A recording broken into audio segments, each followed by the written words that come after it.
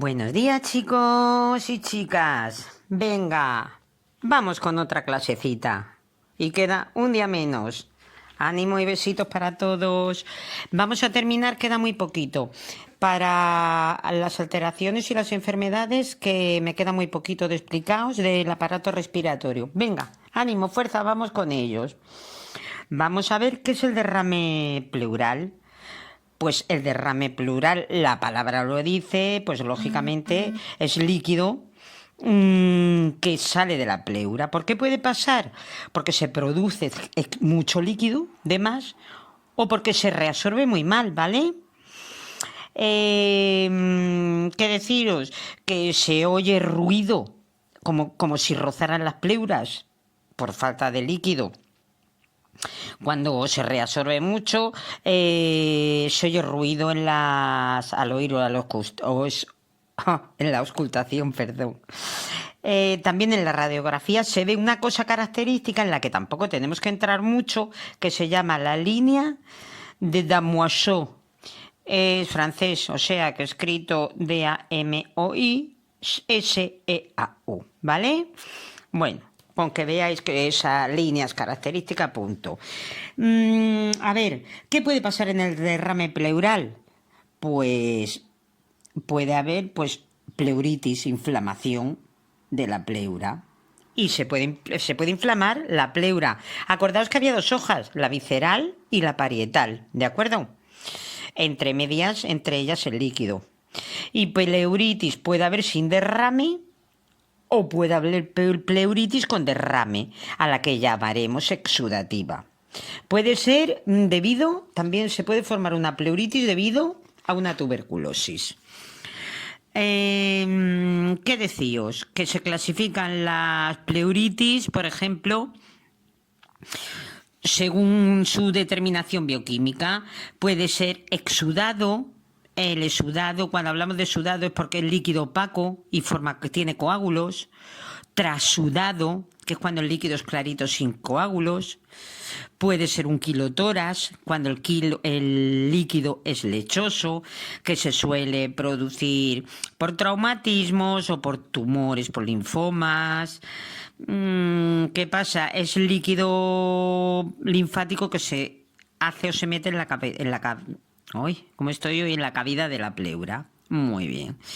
Y se meten las proteínas que transportan los lípidos, que se llaman kilomicrones.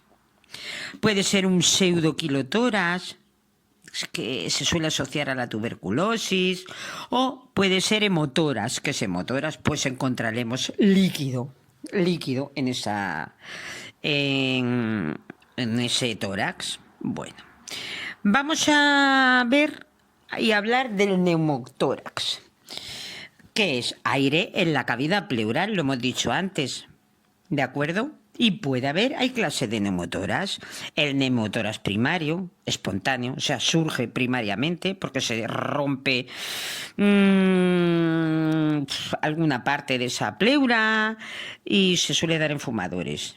Hay neumotórax espontáneo secundario. El secundario viene del EPOC, de un EPOC, una enfermedad pulmonar obstructiva crónica. Por eso secundario viene de algo. Los primarios surgen solos. Hay neumotórax traumático, pues por un trauma, porque me he dado un golpe. O por un barotrauma, que ya dijimos lo que era. Subirnos a un sitio, por ejemplo, o bajar donde la presión de oxígeno es bestial. Y tenemos también neumotórax a tensión, que es cuando el aire penetra en la pleura en una expiración. Es muy malo el neumotórax a tensión, es una urgencia muy vital. Y luego tenemos el neumotórax catamenial. Corred al diccionario, que no habéis ido hoy. Catamenial, todo lo que tenga la palabra catamenial está relacionada con la menstruación. Pues fijaos, este neumotórax es raro, es extraño. Se llama neumotórax, esta clase de neumotórax catamenial.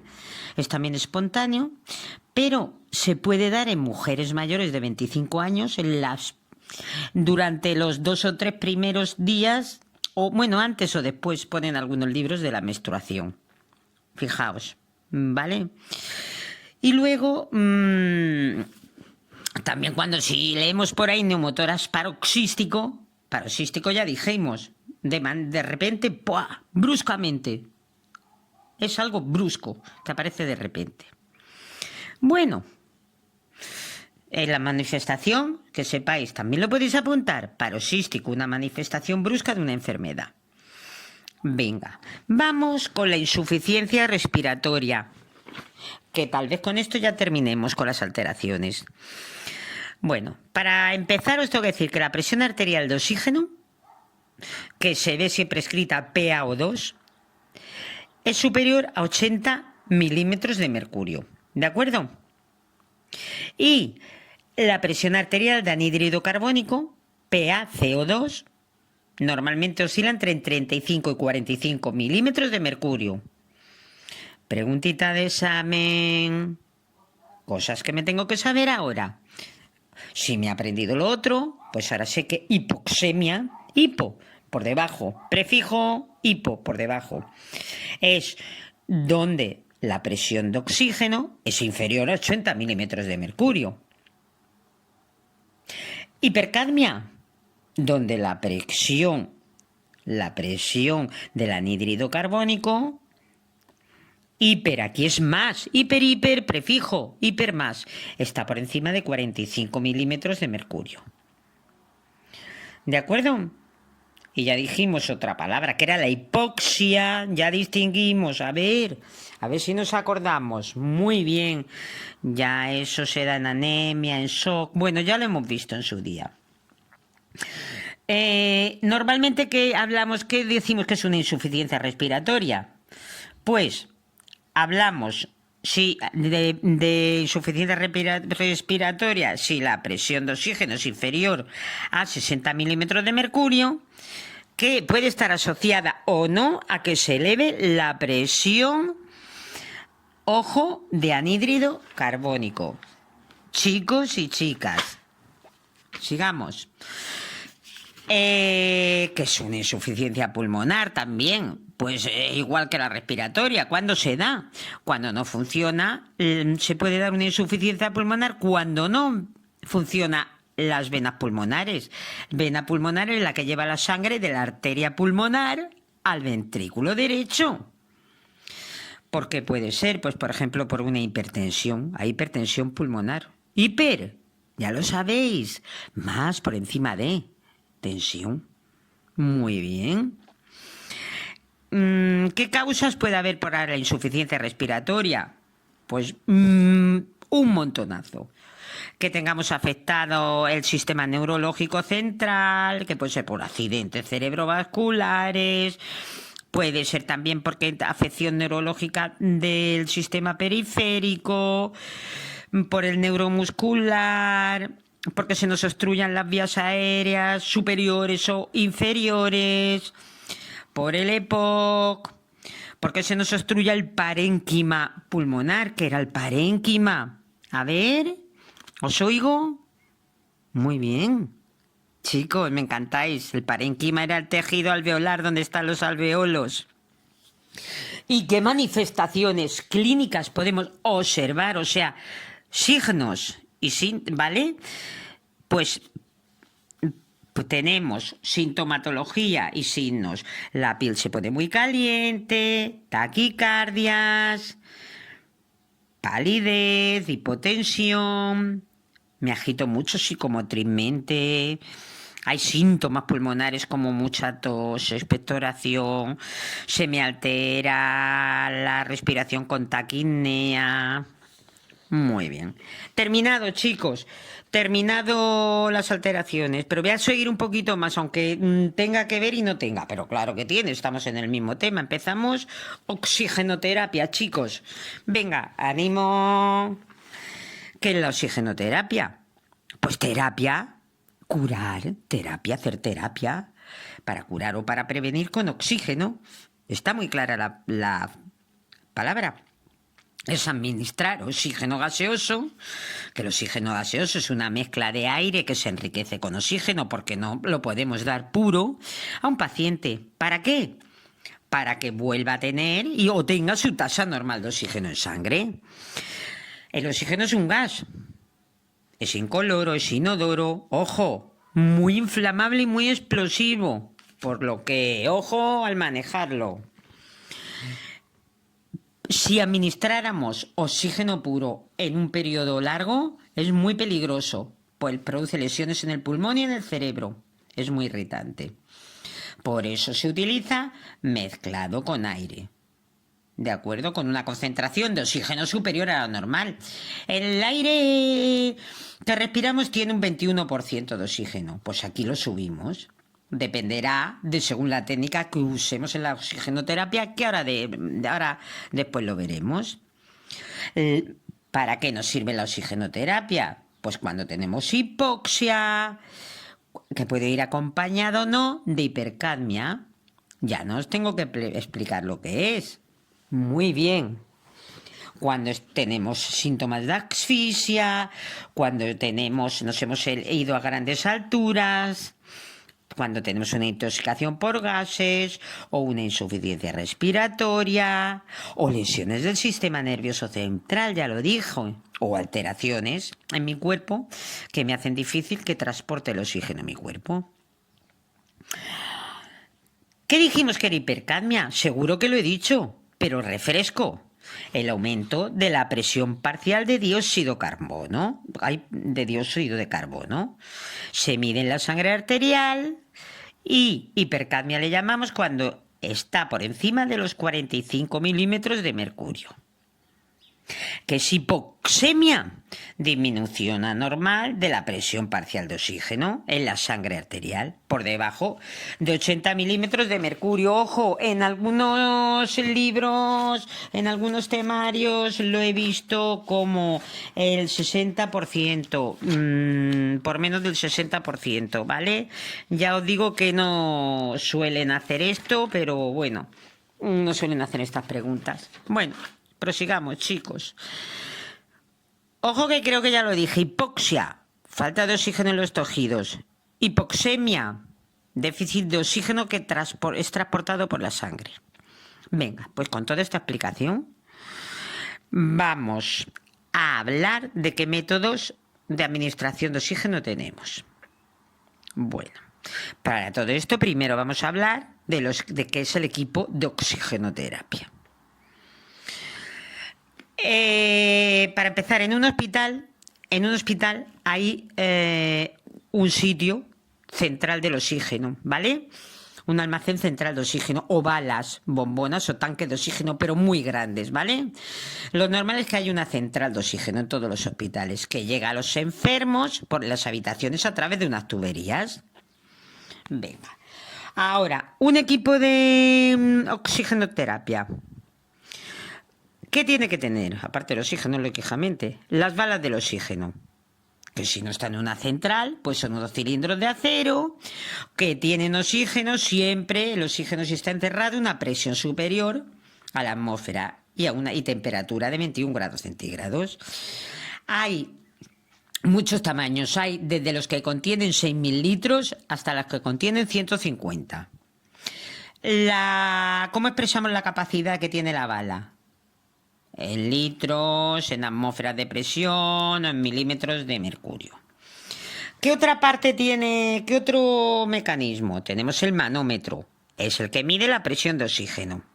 Tiene un reloj con una esfera graduada que se expresa en litros normalmente o milímetros de mercurio y tiene una aguja que me va señalando la presión, ¿de acuerdo? Que va disminuyendo conforme se consume el oxígeno de la bala, va bajando, porque llega un momento que se iguala a la presión atmosférica. En cuanto se iguala la presión de dentro de la atmosférica, deja de salir oxígeno. Lo pueden preguntar, pero es facilito. Deja de salir cuando las presiones entre el aire exterior y la bala son iguales. Y siempre manda quien haga más presión, ¿de acuerdo? Si hay más presión dentro, manda y sale. Ojo, regla mnemotécnica, manda quien tiene más presión. Otra cosita que tenemos, el caudalímetro o mano reductor o flujómetro, que será pues la válvula que me regula el flujo de salida, que sale de oxígeno y se mide en litros por minuto. ¿Qué más tenemos? Un sistema de humidificación.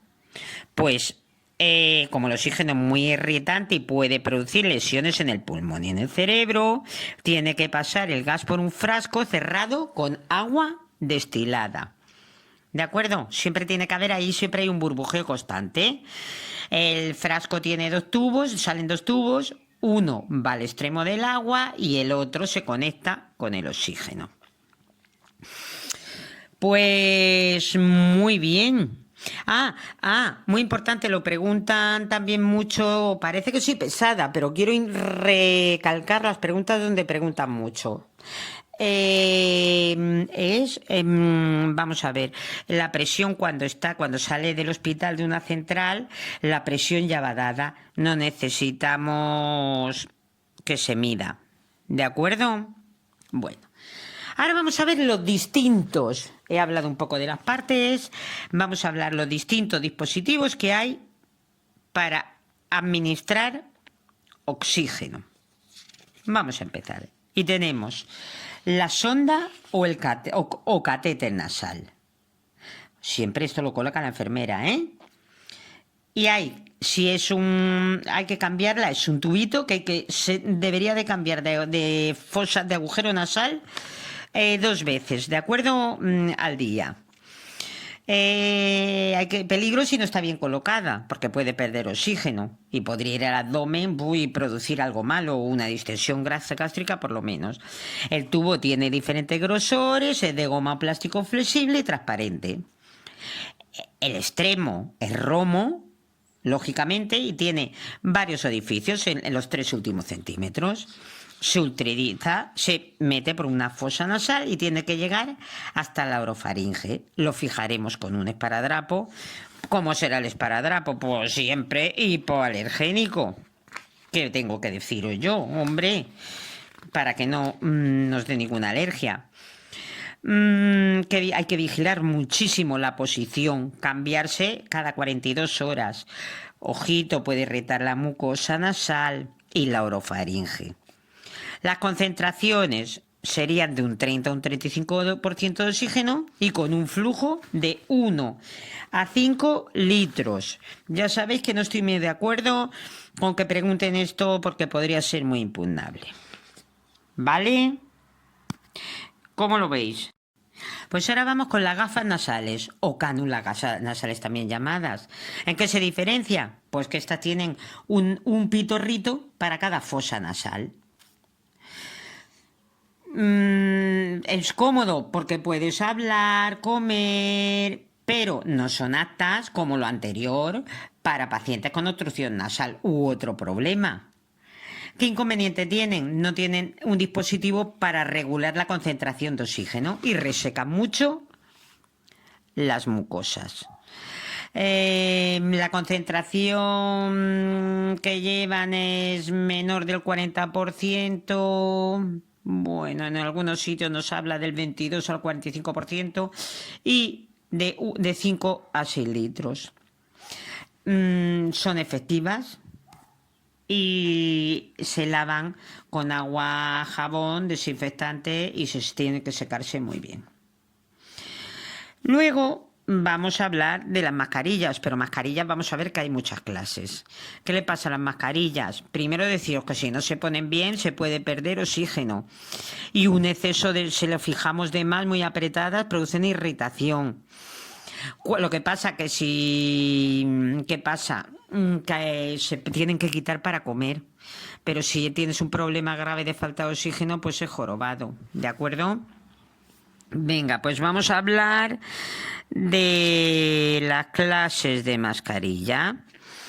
Tenemos la mascarilla facial, la simple, ¿vale? Que es de plástico flexible con unos agujeros laterales. Es la simple que hay. Luego tenemos, sería para de 5 a 8 litros y de un 40 a 60% de concentración. Lo voy a decir en todos, pero bueno, porque lo oigáis y os suene. Las que tienen más y las que tienen menos. Luego tenemos mascarillas con una bolsa de reservorio. Ya sabéis que es una bolsa donde va a ir el oxígeno. Es para concentraciones más grandes, de 60 a 80%. ¿Y qué pasa? Las de reservorio, a su vez, pueden ser con un reciclado parcial o sin reciclado. ¿Qué les pasa del reciclado? También la llamaremos de reinhalación parcial. Tienen un reservorio, que ya hemos dicho, con una bolsa de reserva de oxígeno. ¿Y qué ventaja tiene? Pues que se reutiliza el 30% del oxígeno. Pero luego, ¿cuál tenemos también de las mascarillas con bolsa con reservorio? Las que sin reciclado. También llamadas mascarillas sin reinhalación. Tienen válvulas de una sola dirección para eliminar el aire que se echa, que se expira, pero no dejan entrar el aire de fuera. ¿Qué les pasa? Que tienen mucha concentración de oxígeno, más del 60-80%, consiguen una concentración muy alta y 10 a 15 litros por minuto. Hoy por hoy, nos lo preguntarán, yo pienso que son las de más litros por minuto. ¿De acuerdo? Luego, esto lo vamos a ver aparte, pero por deciros que también hay mascarillas de traqueotomía. Ahora pues la hablaremos. Y ¿qué más poder decir? Sí, aprended de verdad que la mascarilla de no reinhalación se emplea un poco en el hospital, pero la concentración es muchísima. Puede ser hasta el 90-95%, ¿vale? Hablemos de la mascarilla tipo Venturi o Ventimax. Ventimax, mascarilla Venturi. Bueno, es un dispositivo de plástico transparente, cubre la nariz, la boca y hasta el mentón para que sea cómodo. Tiene varios orificios laterales para que el oxígeno se mezcle con el aire ambiental. Y hay tamaños para niños y tamaños para adultos. La concentración de oxígeno hasta el 50%, pero se suelen usar las de un 24-28%. ¿Qué pasa? Pues que también nos regula el flujo de oxígeno por minuto. Ahora, las mascarillas Venturi tienen un flujo bastante alto, ¿vale? Cada mascarilla... que os tengo que explicar otra cosa. Tiene dificultades, pues ¿por qué? Para que el paciente tenga que hablar, comer, beber, etc. Y ahora, por último, creo que en esta clase os voy a explicar una cosa. A ver qué tal ha hablado. Vamos a ver, las mascarillas tienen una numeración, ¿de acuerdo? ¿Y qué significa esta numeración? Poned mucha atención, por favor. Luego, si puedo, os lo dejaré en un cajetín, acordaos, en el YouTube o mediante foto, ¿vale? Acordaos del me gusta, si os gusta, solamente. Que quiero que lo vea muchísima gente y pueda estudiar con nosotros. Venga, pues cada mascarilla tiene una numeración. Venga, vamos a poner un ejemplo. Venga, 28/4. Apuntad, 28/4. ¿Esto qué quiere decir? Que se administra un flujo de 4 litros por minuto al 28%. O sea, el porcentaje es la primera cifra que doy antes de la barra. Y los litros por minuto son la segunda cifra que doy. Por favor, apuntarlo en un papel y hacerlo, y se os va a quedar muy clarito. ¿De acuerdo? Antes de seguir con más métodos de oxigenoterapia, porque hay muchos, ahora hemos hablado de las mascarillas, os voy a decir unas recomendaciones para la administración, porque hay que tener mucha precaución para administrar el oxígeno, pero ya os lo voy a meter aquí en esta clase y ya seguimos con lo otro que es más complicado. Pues solemos poner posición de Fowler, a excepción de que esté contraindicada. ¿Por qué? Porque con Fowler la gente que tiene problemas respiratorios respira ya un poco mejor de por sí. Hay que comprobar para ponerlos, o sea, las mascarillas, por ejemplo, sí que las podemos poner los TKE, ¿no? Bajo supervisión del DUE. Comprobar la prescripción médica, que esté bien colocado. Ojo, las conexiones del agua del humidificador, que no se quede sin agua. Evitar chispas, no fumar por supuesto y lejos de fuentes de calor. Hay que comprobar si es una bala muy bien la presión del oxígeno, no golpearla. Vigilar que no se obstruya nada, que la bala esté en posición vertical, por favor. Y vamos a ver, creo que con eso luego daré más recomendaciones. Para mascarillas y para catéteres o sondas nasales, pues os voy a decir unas poquitas recomendaciones. Pues para la sonda usaremos lubricante, guantes estériles, debemos tener material para el higiene bucal. ¿Cómo se pone la sonda? Muy importante, preguntable. Calcular los centímetros. ¿Cómo se calculan? Se mide la distancia de la nariz a la oreja y al cuello. Se coloca con guantes estériles. Ojito, guantes estériles. Se lubrica la sonda, como todas, en su extremo distal. ¿Cuál es el extremo distal? El que va a entrar en el cuerpo. La cabeza en hiperextensión. Fowler, y que la cabeza del paciente esté muy extendida, hiperextensión. Y introducirla despacio, sin hacer fuerza, hasta que llegue la veamos que llega a la úvula.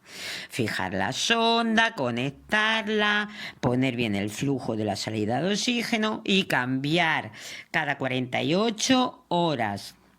Cuidado de las fosas nasales, vigila el funcionamiento, etcétera, ¿vale? Si vamos a instalar la mascarilla, pues colocar la mascarilla sujetándola por la goma, que el oxígeno, tener cuidado que no llegue a los ojos para que no se irriten, regular el flujo, conectar la mascarilla, abrir la llave y vigilar su funcionamiento.